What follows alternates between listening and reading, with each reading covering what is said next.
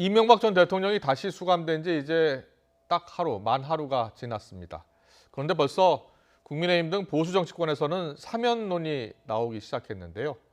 민주당에서는 용서부터 구하라면서 반박하고 있습니다.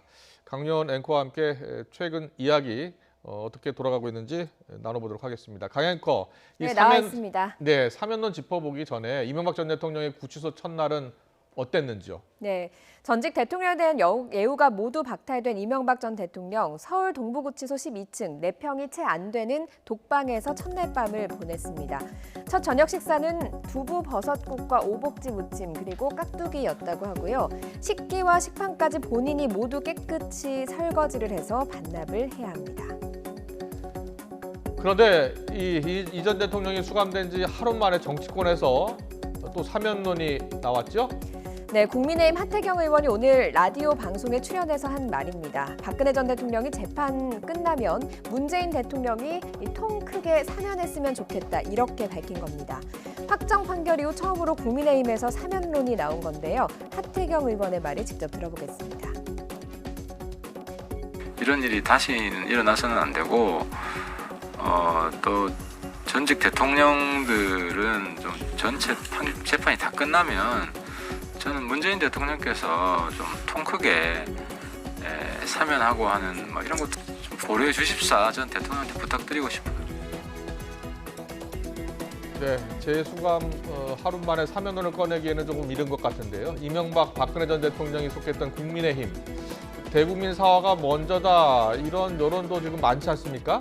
네, 그렇습니다. 국민의힘 김종인 비상대책위원장 대국민 사과와 관련해서 대법원 선고 당일에 입장을 밝히기는 했습니다.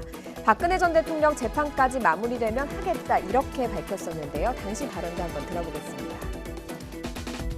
아직 지금 한분 문제만 지금 어저께 확정 판결이 나왔고 아직 좀 기다릴 사항이 있으니까 그게 모두 마무리가 되면 그때 가서 얘기를 할 겁니다.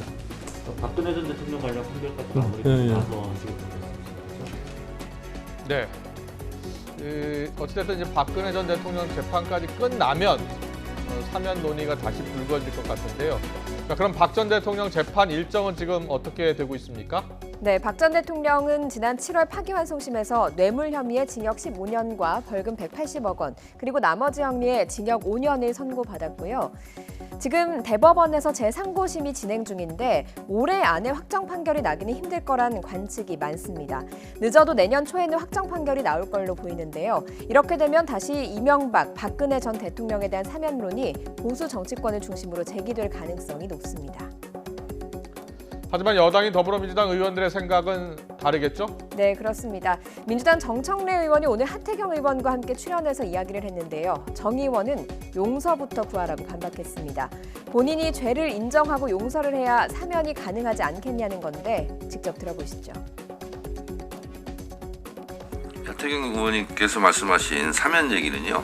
본인이 죄를 인정하고 용서를 구해야 사면이 가능한 거거든요. 근데 어제 용서를 구하는 게 없고 인정하는 것도 없었어요.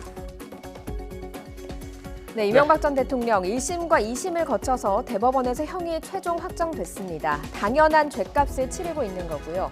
그런데 재수감 하루 만에 나오는 정치권의 사면 논란은 좀 불편한 시선으로 바라보는 분들도 많을 것 같습니다.